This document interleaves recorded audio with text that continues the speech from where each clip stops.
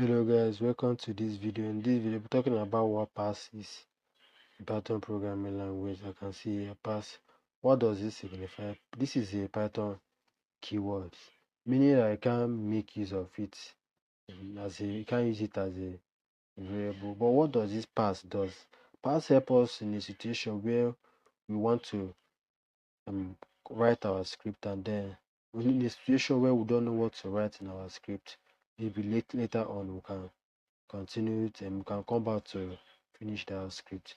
Let's say in a situation where we want to make a if condition. Let's say we made a if condition. Say if, let's create a variable, if x is equals to 7. Okay, let's say we made a condition. Say if x is equals to 8. We need to put something. We must write something on that is law. It's a must that we have to write something. And let's say in a situation where we're tired and we don't know what to write as of now, we just want to continue writing other script. Let's say we don't know what to write here. So let's say we created a variable a is equals to 9 print a. So in the situation where we just want to continue, and later when we are done writing other script, we can come back here.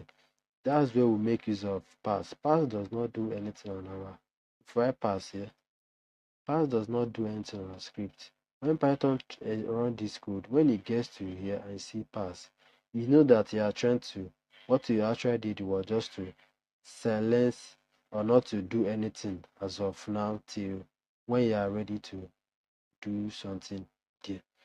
So pass is just to help us to tell Python that, oh, as of now we don't know what to write down yet. As we maybe later on we are going to write something else there. Okay, let's do an example. If x is equals to 8, let's say print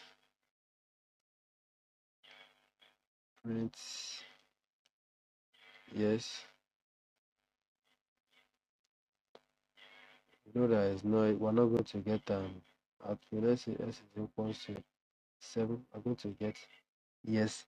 Let's say in the station we don't, let's say in the station where we want to, in the station we want to write many other things, but currently we don't know what to write yet, or we're just tired of, we don't know what to write. We can use pass to pass it and then come back later on, because if you don't do that, if you leave it empty, it's going to give you an error. Let's say I come here to create like I did earlier, and then I try to print a. You can see I don't have any issue here. But what happened when I run this script? You can see it equals indentation error, expected an indented block after if statement on line 4. This is our line 4 here. So it expected indentation block after line 4. Since this colon is here to signify that this is a control structure, there must be a block of code that should be under here. So in case in the situation where we don't want to leave it empty, we can decide to put this guy inside there. But let's say we want this guy to be not to be under the control, under the if statement, we want something else, but we don't know yet, so that we can make use of pass. Once we write pass, Python understand that, okay, as of now we don't know what to write yet, but maybe later on we'll write something under here.